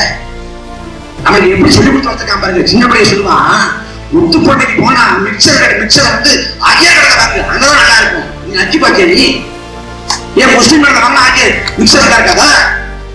நம்மளை பிரித்தாடுறது, மக்களை பிளவுபடுத்தி அதன் மூலமாக வாக்கு வேட்டையாடுறது. இதான் தொடர்ச்சியாக கொண்டிருக்கிறது. ஒவ்வொரு இடத்தையும் ஒவ்வொரு முழக்கம் பாஜக. தமிழ்நாட்டில் பிள்ளையார பேசினா பிள்ளையாருக்கு மார்க்கெட்ல விட்டுட்டாங்க. இப்ப முருகன் எடுத்து வெற்றிலே வீரர்கள், இது தமிழ்நாடு. தமிழ்நாட்டில் வெற்றிவேல் வீரன் என்ற புழக்கத்தை வைக்கிற இந்த பாரதம் தான் கேரளாவில் போனா வைக்க மாட்டேன். அங்க சாமியே சபை, அங்க சாமியே சபைப்பாங்கிற பாரதம் தான் மேற்கு வங்காள போன சொல்லுவானா அங்க சொல்ல மாட்டேன். அங்க ஜெயகாளி ஓம்காரி, அங்க ஜெயகாளி ஓம்காரிங்கிறவன் மகாராஷ்டிரா போன சொல்லுவானா சொல்ல மாட்டேன். அங்க கனவிதாதான் மோரியா, அங்க கனவிதாதான் மோரியாங்கிறவன் வடநாட்டுல உத்தரப்பிரதேச போனா ஜெய் ஸ்ரீராம், ஒரிசாவுக்கு போனா ஜெய் ஜெகநாத், ஊருக்கு ஏற்ற மாதிரி போவோம். இதுதான் பாஜக. வடநாட்டுல உத்தரப்பிரதேசத்துல மாட்டு கையத்துன்னா அடிப்பான். ஆனா கேரளா போனா எனக்கு ஓட்ட போடு, நான் மாட்டு கையா வீட்டுல தரமா. இங்க வந்து இஸ்லாமியர்களை கிறிஸ்துவர்களை அந்நியப்படுத்துவான். ஆனா கோவாவுக்கு போனா இது கிறிஸ்துவத்தை சேர்ந்த வேட்பாளராக போடுவான். பாஜகவின் நோக்கம் இந்தியாவை இந்து ராஷ்டிரமாக அரசியல் சாசனத்தை தூக்கிவிட்டு மனு தர்மத்தை வைக்கும். நீ நம்பிக்கொண்டிருக்கியா நீ இந்துன்னு? உன்னை இந்து ஏத்துக்குவானா? தமிழர்கள் தான் இந்துக்கள், இந்துக்கள் தான் தமிழர்கள். யார் சொல்றான்? பாஜக. என் அன்பான மக்களே, ஈழ நிலத்தில் லட்சக்கணக்கான தமிழர்கள் கொன்றடிக்கப்பட்ட போது, 2 லட்சம் தமிழர்கள் கொன்றடிக்கப்பட்ட போது 2 லட்சம் பேர்ல குறைந்தபட்சம் 1.5 லட்சம் பேர் இந்து. 1.5 லட்சம் இந்துக்களை கொன்றடித்தவன் ராஜபக்சே, மகிந்தா ராஜபக்சே. அந்த நேரத்திலே இந்துக்களை இவன் சொல்ற இந்துக்களை கொன்னா, இந்து வழிபாட்டுக்காரங்களை தகர்த்தா, பிள்ளைகள் வெடிச்சான், முருகல் வெடிச்சான், மாரியம்மன் வெடிச்சான், எல்லாத்தையும் ஒண்ணா. இல்லாத ராமர் கோயிலை சொல்லி இருக்கிற பாபர் மசூதி இடிச்சு தகர்த்த. பாபர் மசூதிக்கு முன்பாக இந்த ராமர் கோயில் இருந்தது பாபர் மசூதி மட்டும்தான். இல்லாத ராமர் கோயிலை சொல்லி இருந்த பாபர் மசூதி இடிச்சு தகர்த்த. அதே சமயத்துல ஈழத்தில் லட்சக்கணக்கான மக்களை கொண்டடித்து அந்த இடத்தில் வழிபாட்டுகளை தகர்த்து முடித்த ராஜபக்சேவை திருப்பதி வெங்கடாச்சலபதி கோயிலுக்கு கூப்பிட்டு பூர்ண கும்ப மரியாதை செஞ்சு சிவப்பு கம்பளம் விரிச்சு வரவேற்றது இந்த கேள்விட்ட பார்த்தாங்க. ஏன் வரவேற்ற? இந்துதானா? இங்கே போலவே சிவனை கும்பிட்டு முருகனை கும்பிட்டு வாழக்கூடிய இந்துதானாக அந்த இந்துக்களை கொண்டொழித்த ராஜபக்சேவை எதற்காக பாஜக ஆதரித்தது? அதை சொல்லிட்டு கொண்டு அது போல சொல்லு. காவிரியில தண்ணி கட்டு போராடுறது 30 ஆண்டா போராடுமே. இந்த காவிரியில தண்ணி கிடைக்காம வாடிய பயிரை கண்டு வாடி சாயானே எங்கள் விவசாயி. அவன் ஐயனார கூப்பிடுறான், சுவாமிமான கூப்பிடுறான். உன் பார்வையில இந்துதானே? இல்லடா, அவன் சாகிற போது ஏன் உனக்கு தண்ணி வரல? பாஜக காவிரி தண்ணி ஏற்படுத்தல, ஏற்படுத்தல. நம்மை ஒருபோதும் இந்துவாக கருத மாட்டான். ஆனா இந்து என்று சொல்லி மக்களை பிளவுபடுத்தும். பாஜக எந்த காலத்துல தமிழ்நாட்டுல எழவும் விளக்க அதுக்கு நீங்க திமுக நம்புறீங்க, ரொம்ப கஷ்டம், ரொம்ப கஷ்டம். அவன் பேசுவான், எல்லாம் நல்லா வாய்ச்சவனா விடுவான். ஆனா செயல்பாடு வேற. பாஜக தமிழ்நாட்டில் இந்தியாவே இன்னைக்கு அல்லாடி இருக்குது. ஒரு பக்கம் நிதிஷ்குமார், இன்னொரு பக்கம் சந்திரபாபு நாயுடு, 2 பேர் உட்கார்ந்துட்டாங்க மோடிக்கு பக்கத்துல. யாராவது ஒருத்தர் எரிஞ்சு போனாலும் கதை முடிஞ்சு. இதுல ஒரே நாடு ஒரே தேர்தல் கொண்டு வந்து என்ன பண்ண போறேன்? 60,000 கோடி மிச்சப்படுத்தி நாட்டு மக்கள் தரக்கூடியா டிமானிஸ்ட்ரேஷன் பண மதிப்பிழப்பு கொண்டு வந்து பாஜக பணத்தை செல்லாத விட்டது. 2016 டிசம்பர் 8 நவம்பர் 8 500 செல்லாது 1000 செல்லாது அறிவிச்சார் மோடி. இதே போல ராஜ்யம் இல்லை. அதன் மூலமாக நாட்டு மக்கள் கிடைத்த ஒரே ஒரு நன்மை யாராவது பாஜக சொல்லுங்க. யாராவது 2014 மோடி பணப்பேசுகிற போது நாங்கள் வந்தால் கருப்பணத்தை ஒழிப்போம், கருப்பணத்தை ஒழித்துவிட்டு இந்தியா முழுக்க வாழக்கூடிய மக்களுக்கு ஒவ்வொருத்தோட வங்கி கணக்குல தலா 15 லட்சம் பணத்தை போடுவார் மோடி. யாரு போட்டாரு? பணத்தை போடல, பெரிய பட்டையை போட்டாரு, நாமத்தை போட்டாரு.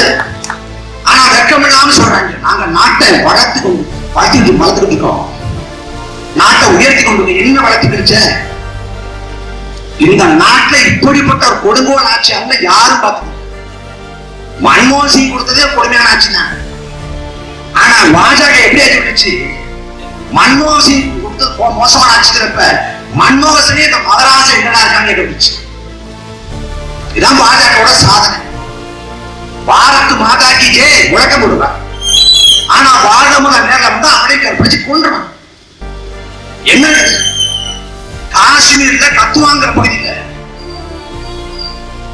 ஆசிபாங்கிற பச்சை குழந்தைய கோயில் கருவறைக்குள்ளே வைத்து பாலியல் வன்கொடுமை செஞ்சு கொன்னா. அவர் கையை முடித்து காலை முடித்து முதுகெலும்பை உடைத்து வாயிலை போதை பொருளை திணித்து ஒரு வாரம் வரைக்கும் வச்சிருந்து வன்கொடுமை செஞ்சு கொண்டான்.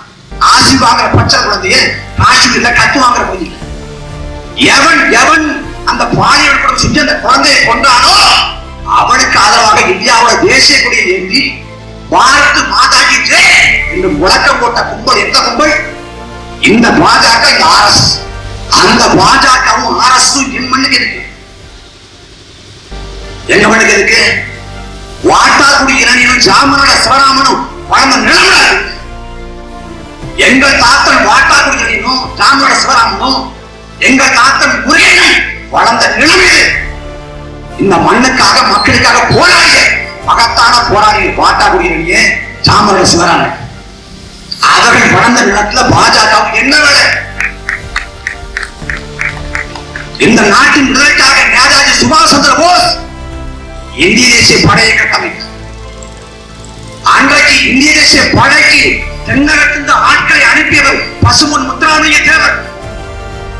அன்னைக்கு நாட்டு விடுதலைக்காக சுபாஷ் சந்திர போஸும் முத்துராமலிங்க தேவரும் போராடிய போது வெள்ளக்காரனோட படைக்கு ஆட்களை திரட்டியவர் கோல்வார்கள். எங்கள் தாத்தன் முத்துராமலிங்க தேவர் நிலத்திலே பாஜகவுக்கு இணையவர் பச்சை தமிழர் பெருந்தமிழர் காமராஜர் தன் 9 ஆண்டு ஆட்சி காலத்தில் நாட்டை பொற்காலம் மாற்றி காட்டி பெறுவார். அந்த காமராஜரை இதோடு வைத்து கொளுத்த பார்த்த இயக்கம் ஆர்எஸ்எஸ். காமராஜர் உலகிய நிலத்திலே ஆர்எஸ்எஸ் பாஜக என்ன என்ன எதுக்கு பாஜக ஆர்எஸ்எஸ்? ஏதாவது ஒண்ணு சொல்லுங்க. இந்தியாவோட அதிகாரத்தை கைவிட்டீங்க. தொடர்ச்சியாக 15 ஆண்டு. நீங்க இந்த 15 ஆண்டு காலத்துல நாட்டு மக்களை சொல்ல வேண்டாம். நீங்க உங்க மொழியை இந்துக்கள் நீங்க பண்ணது இதே முத்து பண்ணிட்டு ஐயா பொன் ராதாகிருஷ்ணன் போராடினாங்க. ஏழை இந்துக்களுக்கு உதவி தொகை வேணும். எத்தனை ஏழை இந்துக்களுக்கு வாங்கி கொடுத்திருக்காங்க? ஒண்ணுமே 56 இன்ஜின் தான். மோடி 56 இன்ஜின். நம்ம மாறுபட நினைச்சிட்டோம். கடைசியா பார்த்தீங்க வாய் எல்லாம் பேச்சுதான். கொஞ்சம் நெஞ்ச பேச்சு. அது பாருங்க, பாகிஸ்தான் மேல மட்டும் பாருங்க. பாகிஸ்தான் விட மாட்டோம். பாகிஸ்தான் துணிச்சம் செய்யும். பக்கத்துல சீனாக்காரன் இருக்கானே, கொஞ்சம் போயிடலாங்க. சீனாக்காரன் வாய முடிக்கிறது. பாகிஸ்தான் படையை நாங்கள் ஒருக்குவோம். அருணாச்சல பிரதேசத்தை இந்தியாவோட ஒரு பகுதி அருணாச்சல பிரதேசம். அந்த அருணாச்சல பிரதேசத்தை வந்து சீனாக்காரன் சொன்ன பண்ணாங்க. தெற்கு திபெத்துக்கு இது தெற்கு திபெத் எங்கள் சொந்தமா நாடுங்க சீனாக்காரன். இதுவரை நரேந்திர மோடி இந்த 10 ஆண்டு காலத்துல அவர் நாட்டில் சீனாங்கிற வார்த்தையை உச்சரித்தா உச்சரிக்க மாட்டார். இந்திய எல்லைக்குள்ள புகுந்து இந்திய ராணுவனோட தலையை கொய்யிட்டு போயிட்டான். யாரு பாரு சீனாக்காரன். அப்படி சீனா அவ்வளவு பெரிய அட்டுழிக்கை செய்த பிறகு சீனாவுக்கு எதிராக இந்திய ஆட்சியை உச்சபட்ச தெரியுமா? உச்சபட்சம் டிக்டாக்கு தடை போட்டது. டிக்டாக்கு தடை போட்டா சீன அதிபர் தடை போட போறானா? டிக்டாக்கு தடை போட்டா ஜிபி மட்டும் கொல்லப்படாங்க. சீனா கொல்லப்படுறேன். 2019 புல்வாமாங்கிற இடத்துல தாக்குது. ஒரே ஒருத்தன் 350 வெடிமந்தோட வந்து 46 ராணுவத்தை கொண்டு போயிட்டாங்க. அந்த லட்சம் உள்துறை அமைச்சகம், உளவுத்துறை, இளவுத்துறை, எல்லா துறையும் ஒரே ஒருத்தன் வெடிமந்தோட வந்து 44 பேர் கொண்டு 44 ராணுவ செத்து போனதை வச்சு அரசியல் பண்ணி வாக்களை அறுவடை பண்ணது பார்த்தாங்க. அந்த புல்வாமா தாக்குதலுக்கு எதிர்வினை என்ன அப்படின்னு நாட்டு மக்கள் கேட்டாங்க. ஐயா அமித்ஷா சொன்னாங்க, நாங்க சும்மா இல்லைங்க, நாங்க பயங்கரம் பண்ணிட்டோம், சம்பவம் பண்ணிட்டோம். என்ன சம்பவம் பண்ணீங்க? அதாவதுங்க, நாங்க வந்து பாகிஸ்தானுக்குள்ள குண்டை போட்டுட்டோம், தீவிரவாத முகாம்களை அடிச்சிட்டோம், தீவிரவாதிகளை கொண்டுட்டோம். சரிங்க, கொன்னீங்க, செத்தவரை உடலைங்க அப்படின்னு கேட்டா வேலை பண்ண முடியாது. கடைசியா பார்த்தா பாகிஸ்தான்காரன் போய் ஐநாட்ட புகார் பண்றாங்க. என்ன புகார் பண்றான்? இந்தியா சூழலியல் பயங்கரவாதம் செய்கிறது. அதோட சூழலியல் பயங்கரவாதம் ஆள் அரவம் இல்லாத பொட்டல் காட்டில கொண்ட போட்டா, காடுகளை செடி கொடிகளை அழித்தால் அதற்கு ஒரு சூழலியல் பயங்கரவாதம். இவன் ஆள் கட்ட புண்டே போடல, ஆள்லாத புண்டை போட்டு வைக்கான். செத்து போனது 15 ஃபைன் மரங்கள் ஒரு காக்கா. ஆனா இங்க வந்து பாகிஸ்தான் அடிச்சிட்டாங்க. இவ்வளவுதான் பாஜக. அவனுக்கு நாடு குறித்தோ மக்கள் குறித்தோ எந்த கவலையும் இல்லை. அவனுக்கு எப்போதும் அரசியல், மதம், கடவுள், மத உணர்ச்சி தூண்டி அரசு. மாட்டுக்கறி திங்கலாமான்னு கேட்பான். உனக்கு விருப்பம் இருந்தா முடியலையா விலகி போவோம், துடிக்கிறோம் திட்டு போறேன், உனக்கு என்ன பிரச்சனை? மாட்டுக்கறியை திங்கிற நீ நாய்க்கறி திங்கியா? நேபாளத்து திங்கிறான், நேபாளத்து. அப்ப நாம கேட்கலாம் இல்ல, அகத்திக்கரை சாப்பிட நீ அரங்கி சாப்பிடுறியான்னு கேட்கலாம். என்ன பதில் இருக்கு? இந்த பாஜக எழாது, ஒருபோதும் தமிழ்நாட்டில் வளராது, அது அவனுக்கே தெரிஞ்சு. ஆனா இந்த இல்லாத பாஜக காட்டி காட்டி எல்லா அநியாயங்களையும் திமுக செய்து கொண்டிருக்கிறது. பாஜகவோட மறைமுக ஒப்பந்தத்தை நான் சவால் விடுறேன். இந்தியா முழுக்க இருக்கக்கூடிய எதிர்கட்சியின் தலைவரை பார்ப்பார். உமர் அப்துல்லா, அகிலேஷ் யாதவ், இந்த பக்கம் சந்திரசேகர் ராவ், உத்தவ் தாக்கரே, பினராயி விஜயன், இந்தியா முழுக்க கூடிய எதிர்கட்சிகளின் தலைவரை பார். அத்தனை எதிர்கட்சிகளின் தலைவர்களோ அல்லது அவர் குடும்பமோ அமலாக்கத்துறையால வழக்குக்கு உள்ளாகி பழிவாங்கப்பட்டது. இந்தியாவிலே அமலாக்கத்துறையால பாதிக்கப்படாத ஒரே குடும்பம் ஐயா ஸ்டாலின் குடும்பம் தான். அமலாக்கத்துறைக்கு பாஜகவுக்கு திமுக என்ன பிரச்சனை, என்ன மாசம்? பாஜக ஆளாத கேரளாவில் மோடி எத்தனை முறை போனாரு? ஒரு முறையாவது கேரளாவை ஆளக்கூடிய கம்யூனிஸ்ட் அரசு மோடி அழைத்தது உண்டா? இல்ல. ஆனா ஒரு முறைக்கு பல முறை மோடியை தமிழ்நாட்டுக்குள் அழைத்தது இந்த திமுக அரசு. இந்த திமுக அரசு ஏன்னா அவனுக்குள்ள எப்போதும் மறைமுக உறவு உண்டு. அதிமுக பாஜக ஏற்றி, திமுக பீட்டி, அவ்வளவுதான் வித்தியாசம். பாஜக கொண்டு வந்துச்சு எண்ணெய், அந்த எண்ணெயை பல உறவுகளை விசாரணை பண்றான், பழிவாங்கிறான். அந்த எண்ணெயை ஆதரிச்சது பார்லிமெண்ட்ல ஆதரிச்சது. அதே போல ஜிஎஸ்டி மாநிலங்களில் ஆதரிச்சது ஏற்றிருக்க. ராமர் கோயில் கட்டிக்கொள்ளலாம் உச்சநீதிமன்ற தீர்ப்பை வரவேற்றது இந்த திமுக. ராமர் கோயில் கட்டிக்கொள்ள செஞ்சு மஸ்தா நிதி கொடுத்தாரு, இதே திமுக தான் பண்ணுச்சு. திமுகவோட மூத்த அமைச்சர் ஐயா ரகுபதி சொல்றாங்க, திராவிட மாநிலத்துக்கு முன்னோடியே ராமர் தான். ராமர் சமூக காரணம் பாஜகவே கட்டிவிட்டா ராமரை. ஆனா திமுக சொல்லுது எங்களுக்கு முன்னோடி ராமர். ராமரை முன்னோடி சொன்ன கட்சி இஸ்லாமிய கிறிஸ்தவ மக்களுக்கு பாதுகாப்பா இருக்குமா? நாங்க சொல்றோம், நாங்கள் சிறுபான்மை என்று ஒருபோதும் போதிக்க மாட்டோம். அவன் பெரும்பான்மை தேசத்துக்கு மகன், இந்த மண்ணின் குடிமகன், இந்த மண்ணின் மகன். எப்போது இஸ்லாமியராக கிறிஸ்தவராக மாறிப்போம். இந்து மதத்தினுடைய தீண்டாமை கொடுமைகள், பல்லர் என்றும் பழையர் என்றும் சாணர் என்றும் என்னை சபித்தான். தெருவுக்குள்ள போகக்கூடாது, தண்ணி எடுக்கக்கூடாது, செருப்பு போடக்கூடாது, தோல்ல துண்டு போடக்கூடாது என்று எனக்கான உரிமைகளை மறுத்தான். இந்த தீண்டாமை கொடுமை காணாததான் கன்னியாகுமரி பக்கம் அன்றைக்கு மேலாடை உடுத்த முடியாது. தீண்டாமை கொடுமை. பெண்கள் மேலாடை உடுத்தினால் அதற்கு வரி கட்ட வேண்டும். மார்பின் அளவுக்கு ஏற்றவாறு வரி கட்டணும். வரி கட்ட முடியாத பெண்களை தூக்கி கொண்டு போய் அன்றைக்கு இடுக்கிய வைத்து மார்பகத்தை திரை அறுத்தறிஞான். மார்பு சீழைக்கு வரி கட்ட மதத்தை விட பரதாத மதம் உயர்வானது என்றுதான். நான் நல்ல உலகத்தோட ஆரோக்கியமா இருக்கேன், திடகாற்றமா இருக்கேன். என்னை பார்த்தாச்சு தொட்டாச்சு சமைக்காது இந்து மதம், சனாதன தர்மம், மனிதி. நான் தொழுநோயால் பார்க்கப்பட்டு கிடந்தேன். என்னை பெற்றெடுத்த பெற்றோர் கூட தொட மறுத்தார்கள். எங்கிருந்தோ அந்த அன்னை தெரசா தொட்டு சேவை செஞ்சாங்க. நன்றி கடனாக நான் கிறிஸ்துவத்துக்கு போனேன். நான் இஸ்லாத்து தலைவனான கிறிஸ்துவ தலைவனாலும் நான் இந்த மண்ணின் பூர்வகுடி மகன். மதத்தை வைத்து மத சண்டையை மூட்டி விடலாம் நினைத்தா தமிழ்நாட்டில் ஒரு நாள் வளைக்கல. திமுக அடிக்காது, திமுக காசு வாங்கிட்டு படுத்துங்க. நாங்க முதலாளர் நீ அஜினா சாமியை கும்பிடுறோம், கருப்பண சாமியை கும்பிடுறோம், சுடலைமான கும்பிடுறோம். ராவுத்தர் சாமின்னு சாமி இருக்காரு, யாரு தெரியுமா? ராவுத்தர் சாமி எப்படி இருப்பாரு? தலைமையில புல்லா வச்சிருப்பாரு.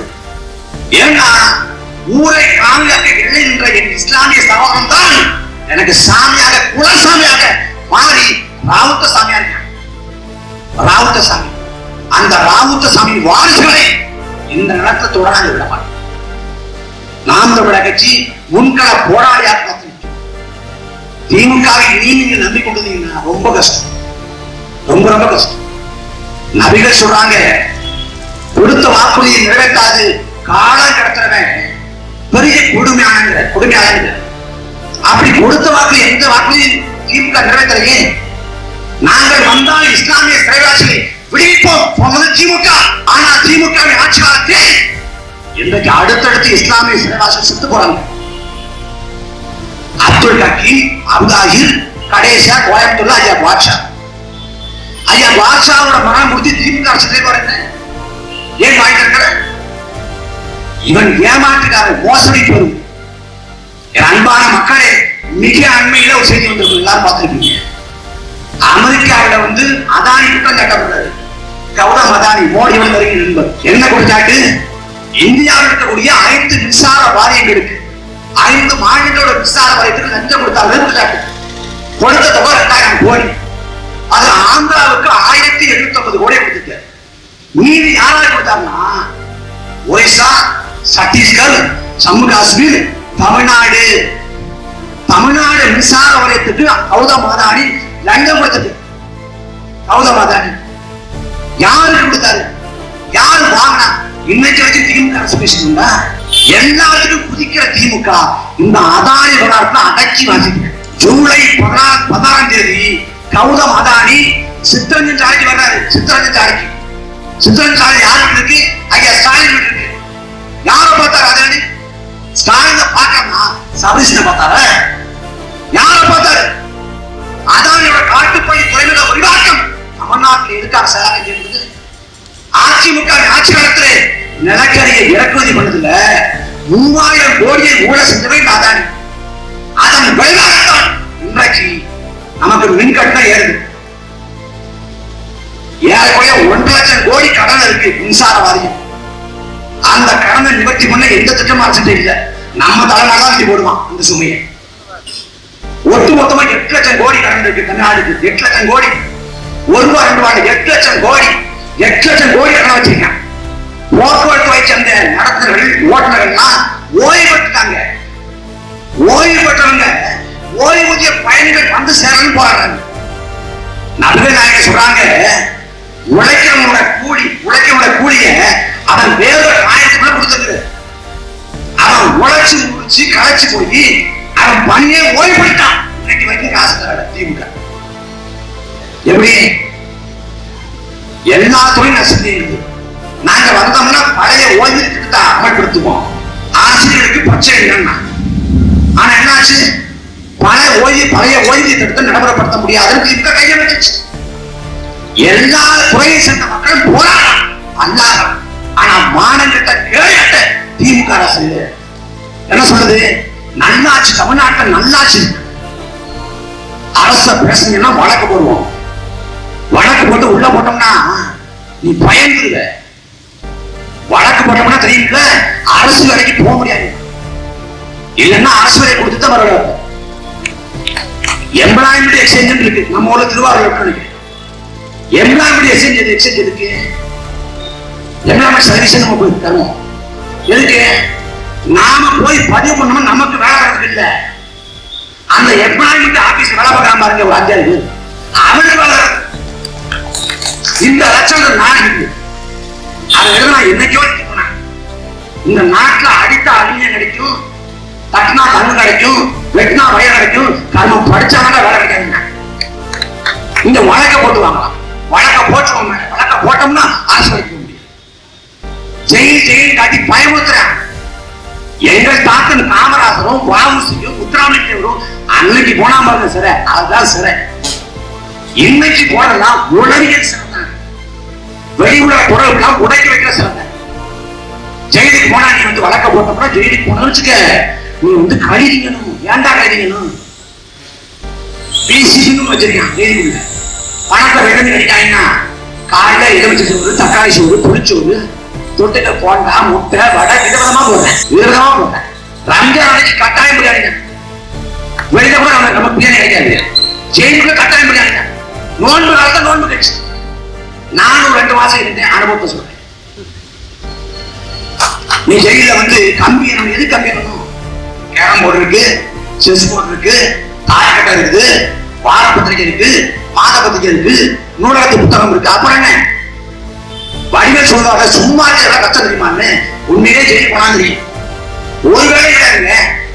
அன்னைக்கு மாதிரி நம்ம செக் எடுக்க போறதில்ல, அன்னைக்கு மாதிரி கண்ணு உடைக்க போறதில்ல. சாப்பிட்டு சாப்பிட்டு சும்மா கிடக்கணும். இதான் ஜெயிலு. காலையில ஜெயில வந்து காலைல ஒரு 8 மணிக்கே குடிக்காம என்ன பண்ணா, நான் குடிச்சு எந்த ஆபீஸா போறேன், என்ன ஏண்டா படுத்துறீங்க? அதான் ஜெயிலு. என் பயமுறுத்தா ஜெயிலாம் அப்படி இருக்கும் இப்படி இருக்கும். குண்ட சட்டம் போட்டாலும் 3 மாசத்துல வெளில வந்துடலாம். தேசிய பாதுகாப்பு சட்டம் போட்டாலும் 4 மாசத்துல வெளில வந்துடலாம். எவ்வளவுதான். இந்த நாட்டோட உச்சபட்ச விசாரணை அமைப்பு என்ஐஏ, தேசிய புலனாய்வு முகாம். நான் வந்து குண்ட சட்டம் பெரிய சட்டம் வந்துச்சு. குண்ட சட்டம் பெரிய பெரிய ஆளுங்க மேல போடுவாங்களாம். பயங்கரமான சட்டமா போன ஆட்சி 2018 என் மேல குண்டாசை போட்டேன் சென்னையில. குண்டாசோட மதிப்பே போச்சு. என்ஐஏ வந்து பெரிய பெரிய பயங்கரவாதிகளை தீவிரவாதிகளை கைது பண்ணும், விசாரணை பண்ணும். பெரிய ஆளுநர் விசாரணை பண்ணுமா என்ஐஏ? போன பிப்ரவரி மாசம் என்ஐஏ எனக்கு கொடுத்தேன். நாம் தமிழர் கட்சி நிர்வாகி வீட்டுல போய் சோதனை போடுறேன். எல்லா வீட்லையும் ஒண்ணு கிடைக்கல, புத்தகத்தை போயிட்டேன். நான் வந்து சென்னை வீட்டுக்கு வராம என்ன பண்ணிட்டாங்க, எனக்கு வாட்ஸ்அப்ல அனுப்புறான். பொங்கல் வாழ்த்து மாதிரி வந்து இல்லையா வேலை இருக்கீங்க, 2 நாள் ஆகும், அவ இந்த தேதியில வந்துருங்க. அங்க போனா வெளியில ஊடகங்கள் என்னைக்கு சாமி போடப்ப வருஷம் படம் பிடிக்கிறான். தொலைக்காட்சியில போயிட்டு இருக்கு. இடுமாவனம் கார்த்தி என்னைய விசாரணைக்கு ஆஜரானான்னு போயிட்டு இருக்கு. பிரேக்கிங் நியூஸ் உள்ள போயிட்டு வரேன். அதே உண்மையிலே அதிகாரிகள் வந்து அங்க மாதிரி நடந்தாங்க. அது ஒன்றும் குறையில. போய் உட்கார்றேன். உட்கார்ந்த உடனே விசாரணை என்ன தெரியுமா? தெரியுங்க, அந்த சேலம் பக்கம் கிருஷ்ணகிரி பக்கம் ஒரு 4 பசங்க 2 பசங்களும் வந்து இந்த வெடிகுண்டு தரிச்சாங்க. அதானங்க வழக்கு அப்படிங்கிறேன். இல்ல அதெல்லாம் ஏன் சொல்லியாது. தெருமணி வந்து சீனன் ஒரு ஒருத்தர் ஒரு கால் பண்ணார். அந்த காலை நான் எடுக்கல. அவர் எதுக்கு போன சொல்லுங்க. சத்தியமாக சார் அவர் போன் பண்ணாங்க. விவரத்தை இவன் சொல்லி எனக்கு தெரியும். வந்தது மிஸ்கால் ஏன் பண்ணாங்க? மிஸ்கால் வந்து 3 மாசம் ஆச்சு. ஆனா இதுக்கு விசாரணை. சரி சொல்லுங்க, கட்சி எப்படி வந்தீங்க? அந்த கதையை, அதாவது அன்னை காலையில் 7 மணிக்கு மாதிரி 2009 ஏன் கலெக்டர் டிசிஷன்ல ஏறி 2009 வந்த கதையை சொல்லி அன்னைக்கு ஏன் கட்சியை போய் சேர்ந்தீங்க? படிக்கிறப்ப ஒரு கவிதை எழுதுறீங்க, ஈழத்தை பத்தி கவிதை எழுதுறீங்க. என்ன கவிதை? சுற்றும் பூமி சுற்றாவிட்டாலும், வீசும் காட்டு வீசாவிட்டாலும், ஒதுக்கி நெருப்பு ஒதுக்காவிட்டாலும், ஒதுக்கி நெருப்பு ஒதுக்காவிட்டாலும் தமிழ்க்கு மக்கள் என்ன தமிழ்ல மறந்தே தீர்ப்பு. அருமையா இருக்காங்க. பேனா எடுத்து வரேன், பேனா கதை இருக்கு. மதியத்துல வந்து சாப்பிட நீ வெளில போய் சாப்பிட்டு யாரு? ஐயா வெளில போனா மதிக்க மாட்டாங்க. நான் பரீட்சையில வந்திருக்கேன், இங்கே பண்ணி விடுங்க, சாப்பாடு வேண்டாம் விட்டுருங்க. இல்ல பழச்சா விட்டீங்களா? இல்ல சரி தயிர் சோடா சாப்பிடுங்க. அது வந்து விட்டாங்க. மதியத்துக்கு பிறகு அவர் கொஞ்சம் சொந்த கதை சோழ கதை கேட்கிறாரு. நான் கொஞ்சம் மனசு விட்டு பேசுறேன். யூடியூப் எப்படி எடுத்துருக்கேன், எப்படி நடத்துறேன், தமிழ் எப்படிலாம் வைப்பேன், இப்படிலாம் பண்ணுவேன். இந்த போன் எடுத்தீங்களா? ஆமா இந்த போன்லாம் பண்றேன் அப்படின்னு கதையை கேட்டேன். ஒரு 3 மணிக்கு 4 மணிக்கு மேல அவர்கிட்ட கேட்க ஒண்ணு என்ன சொல்ல ஒண்ணு இல்லை. அவர் வந்து அப்படியே முடியல. நான் கையை கட்டிட்டேன். சங்கீத சுவரங்கள் 7 கணக்கான பாட்டா வரும். ஆனா இந்த வெளியில ஊடகங்கள் கிடுக்கி விசாரணை, நாம் தமிழக கட்சி நிர்வாகிக்கு 46 வகை கேள்விகள், நாம் தமிழக கடைசிப்படுத்தார் ஒரு கரமாத்திரம் வெளியில போடாம சொன்ன. வெளியில போய் அண்ணாமலை எப்படி பொழக்கிற பாருங்க. நீ போடாங்க வெளில வந்து பொழந்துதான் எவ்வளவு. பொது வாழ்க்கைன்னு வந்துட்டோம்னா அடக்குமுறையோ அவதூறு பரப்புரையோ எல்லாத்தையும் சகித்துக்கணும். எது பண்ணணும்? மன உறுதியோட. அவ்வளவுதான். நம்மளை திட்டாத திட்ட தீர்க்காங்க. இப்ப எல்லாம் திட்டப்ப இது நல்ல வித்தியாசமா திட்டாங்க, நல்ல சிறப்பா திட்டலாம் அப்படின்னு நாய்க்கு இந்த வரலாறு எடுத்தீங்க. அவ்வளவுதான். நாங்க எல்லாத்தையும் இது கொண்டு நிற்கிறோம். இந்த மண் மீது மக்கள் மீது பற்று கொண்டு நிற்கிறோம். நீங்க ஆட்சியாளர் கொண்டிருக்கிற எப்படிப்பட்ட ஆட்சியாளர் தெரியுமா? நாம பேசின தொடக்கத்துல பேசணும் நீர் மேலாண்மை அப்படின்னு. 2018 சென்னையில கடும் தண்ணி தட்டுப்பாடு, கடுமையான தண்ணி தட்டுப்பாடு, தண்ணீர் பஞ்சம். சென்னையில வந்து ஐடி பார்க்க போற மூடுறாங்க, உணவக போற மூடுறாங்க, பாத்திரங்களை தண்ணி இருக்கு. சென்னை ஸ்தம்பிச்சு போகுது. அப்ப அன்னைக்கு வந்து அதிமுக ஆட்சி காலம், எடப்பாடி பழனிசாமி ஆட்சி காலம். அதிமுக ஆட்சி காலத்தை எப்படிப்பட்ட வேலை இருந்தாலும் நாங்க சொல்லி தெரியும் அவசியம் இல்லை. செல்லூர் ராஜு போன்ற மாமேதைகள், திண்டுக்கல் சீனிவாசன் போன்ற மனித பிரிவுகள் இருந்தாங்க.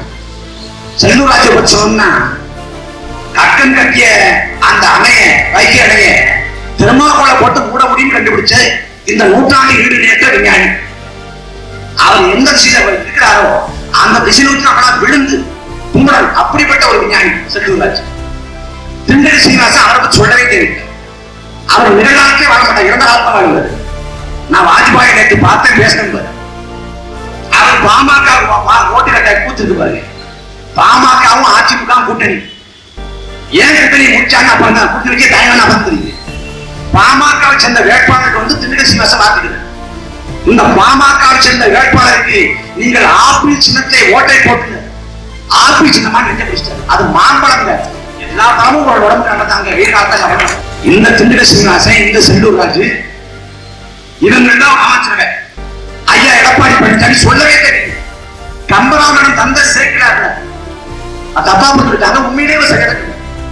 கம்பராமணத்தை கம்பன் எழுதி சேக்கலாக கொடுத்து எடப்பாடி கொடுத்து பாருங்க. எடப்பாடி குணசேகரா கொடுத்தார். அதான் கம்பராமன் தந்தை சேர்க்கிறார். சரியா நம்ம தப்பா பண்ணி அவங்க சென்னை தண்ணி தட்டுப்பாடுனா கூடி யோசிக்கிறாங்க.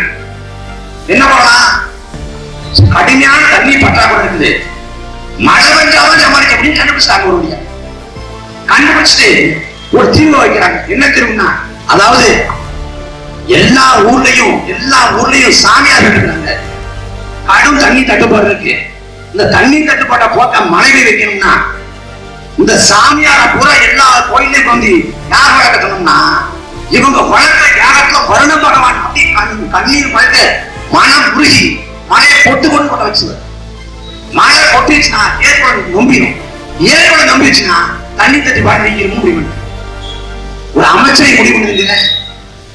யார வளர்த்தா தண்ணி, யார வளர்த்து மழை வைக்கலாம், யார வளர்த்து மழை வைக்க முடியும்னா சீனா போன்ற நாடுகள்ல எதுக்கு பல நூறு கோயில கொட்டி செயற்கை மழை எப்படி வைக்கிறான்?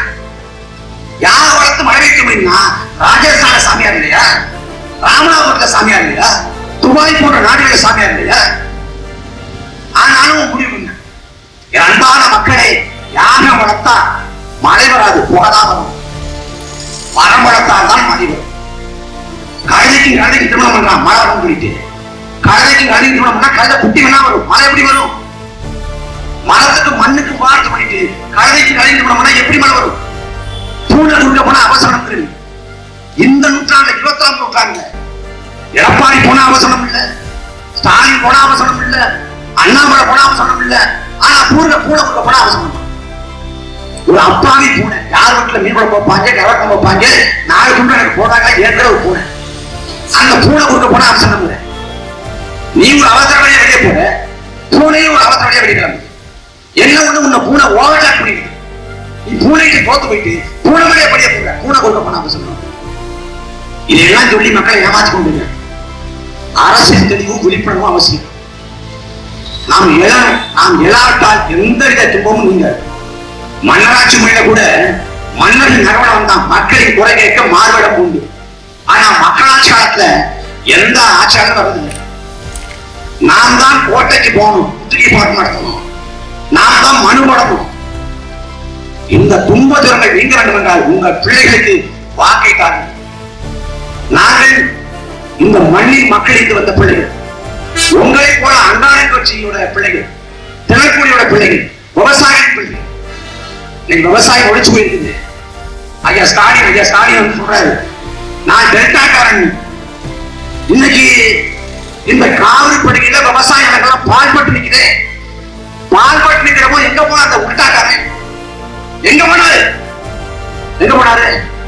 காலகாலமா நாங்க போராடுறோம், காவிரியில தண்ணி கொடுங்க, பயிர்கடன் தட்டுப்படி பண்ணி போராடுறோம், பயிருக்கு நிவாரணம் கொடு போராடுறோம். ஒரு விவசாயியோட மனைவி ஒரு கவிதை எழுதினான். கல்வி கடன், கால்நடை கடன், விதைக்கடன் என வாங்கியதெல்லாம் வயலை நம்பிட்டான். வானம் கைவிரிக்க, வளவனாலும் கைவிரிக்க, உழுததெல்லாம் போச்சே, உழைச்சதெல்லாம் போச்சு. கணவனை கவலைகள் கப்ப பூச்சி மரத்தை குறைத்து வைத்தேன், ஊக்கணாங்கரை ஒழித்து வைத்தேன். இரவில் சிறுநீர் கழிக்க போனால் கூட எட்டி எட்டி பார்த்தேன். இருந்தும் என்ன இலக்கிய மனம் படைத்தவன் வயதே விழுந்தான் வரப்பிலே செத்தான் என்று பார்த்தார். கணவனை பறி கொடுத்த ஒரு விவசாயி மனைவி அந்த நிலைமை நினைக்கிறது. அந்த நிலைமைதான் காவிரியில தண்ணி வர்றதா திமுக அதிமுக வர விரும்பாது. ஏன்னா இவன் மண்ணை கொள்ளடி, இவன் எல்லாத்துலயும் உங்கள் பிள்ளைகள் இந்த மண்ணுக்காக மக்கள் நிற்கிறோம். கடைசி வாய்ப்பு பெருந்தலைவர் காமராசர் வந்து அன்றைக்கு தேர்தல் காலத்தில் நினைப்ப கவியரசு கண்ணதாசன் வந்து அன்னைக்கு வந்து காலத்தின் கடைசி கருணை காமராசன், காலத்தின் கடைசி கருணை, கால ஒருமுறை கடைசியாக கருணை இருக்கிறது. அந்த கருணை தான் காமராசர். அதே போல வரலாற்றின் கடைசி வாய்ப்பு நாம் தமிழக கட்சி. இந்த வாய்ப்பை தவறித்து விட்டால் அவரிடம் வீழ்ந்த இனம் எழாது. வீழ்ந்த இனம் எழுவதற்கு, இழந்த உரிமையை பெறுவதற்கு, மண்ணின் மக்கள் வாழ்வதற்கு கடைசி வாய்ப்பு நாம் தமிழக கட்சி. உங்கள் பிள்ளைகள் வந்து நீங்கள் ஓட்டு போட்டாலும் போடனாலும் மக்களுக்காக நிற்போம், பேசுவோம், போராடுவோம், சொந்தத்தை வச்சா அடியில் படிச்சு கத்துவோம். ஆனால் இங்க 1.5 மணி நேரம் கட்சியும் பயணம் இல்லை. ஆனா சட்டமன்றத்தில் 2 நிமிஷம் பேசினாலும் அதை குறிப்பிட ஏறும், தீர்வு கிடைக்கும். அப்ப நீங்க பேச்சு கொண்டிருக்கிற உங்கள் பிள்ளைகளை சட்டமன்றத்தில் அனுப்புவதுதான் சரியான வாய்ப்பு. அதை உணர்ந்து கொண்டு உங்கள் பிள்ளைகளுக்கு அதிகாரத்தை கொடுங்க.